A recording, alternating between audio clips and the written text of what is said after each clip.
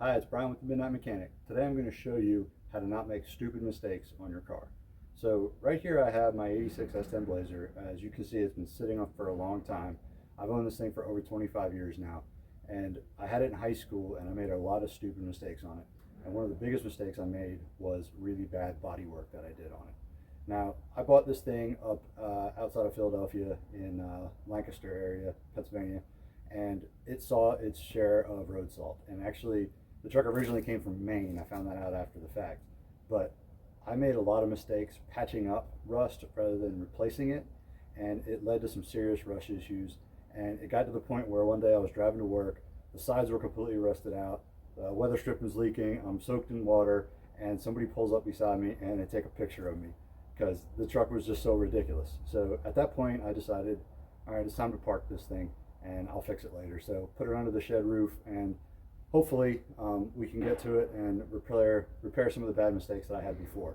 So we're going to show you what I did and what not to do, and hopefully you can fix the problem right off the bat and not end up with a mistake like this, where something you really like and you really want to keep just ends up sitting because it's just unusable at that point because of mistakes you made earlier.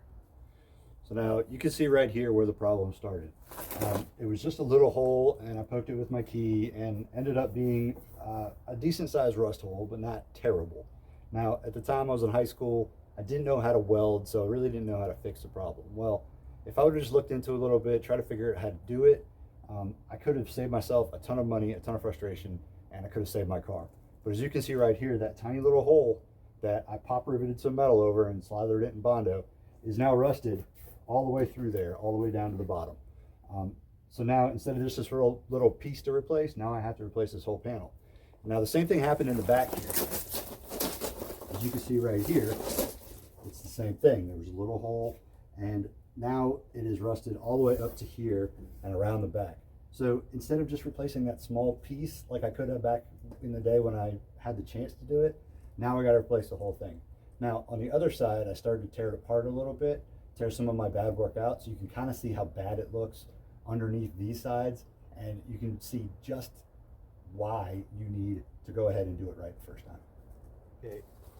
Okay, so on this side you can see just how bad it is on the other side, because the two sides are pretty much identical with the amount of rust they have in it.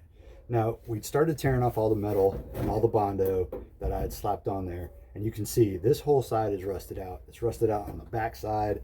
The fender lip was rusted out all the way in here, and it goes all the way back to the back side. As you can see, the back side is rough too. So if I would have just stayed ahead of it and replaced these pieces, cleaned up the metal behind it, I wouldn't have ended up with a situation like this, where now instead of just replacing these little patch panels that you can buy for this truck for like 15 bucks, I now have to come in and I have to weld all the way up here, all the way around the back, and replace this entire quarter panel on both sides, which is 5 times, 10 times more expensive and a whole lot more work. The same thing with the rocker panels. The rocker panels are the same way. I slap them full of Bondo. Don't know what they look like, but inevitably I'm going to have to replace those completely too, rather than just being able to patch them.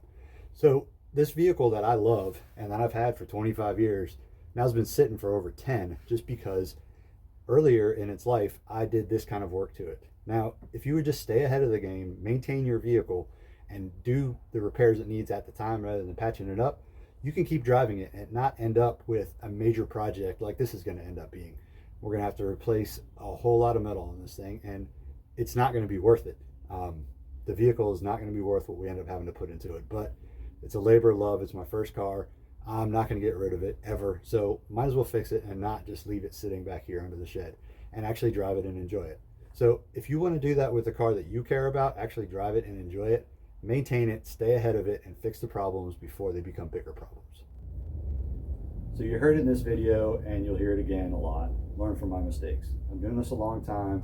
I was a young mechanic. I made a lot of stupid mistakes when I was working on my cars at first. Hopefully you guys watch some of our videos and learn not to make those mistakes. And you also have the internet, where you can go ahead and look and figure the best way to do things the first time. Hopefully you guys like seeing my little Blazer. You'll see a lot more of it. The boys love this thing. So we're going to go ahead and fix it up and get it back on the road. We're going to probably do it relatively soon. So you'll see a whole lot more videos on this. So follow along and see just what we do with it. It's going to go back stock, and it'll be really cool. So until that point, don't forget to subscribe down below, Follow us on Instagram and Facebook at The Midnight Mech, and we will see you next time.